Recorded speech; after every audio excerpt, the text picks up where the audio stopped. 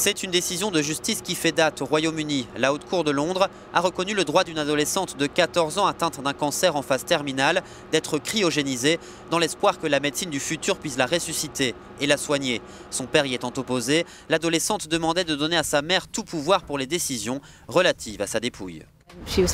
Elle avait 14 ans, elle était pleine de joie, intelligente, elle s'exprimait bien, dit son avocate. Elle était déterminée, elle connaissait en détail le processus qu'elle souhaitait entreprendre et elle m'a persuadé, moi et la Cour, de sa maturité et de sa capacité à prendre de telles décisions.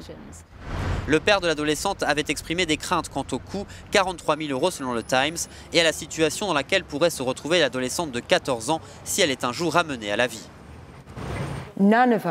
Aucun d'entre nous ne sait ce qui va arriver à cette fille d'ici 100 ans en matière de cryogénisation et si elle pourra ou non être ramenée à la vie, estime cette médecin.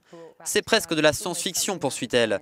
Et je pense que ce faux espoir pourrait être préjudiciable pour sa mère et son processus de deuil. Parce qu'à quel point va-t-elle l'accepter ? Le corps de l'adolescente décédée a été transféré dans un établissement spécialisé américain. La cryogénisation n'est pratiquée qu'aux États-Unis, en Russie et au Canada. Elle repose sur l'espoir d'une ressuscitation future, mais suscite le scepticisme chez la plupart des médecins et scientifiques.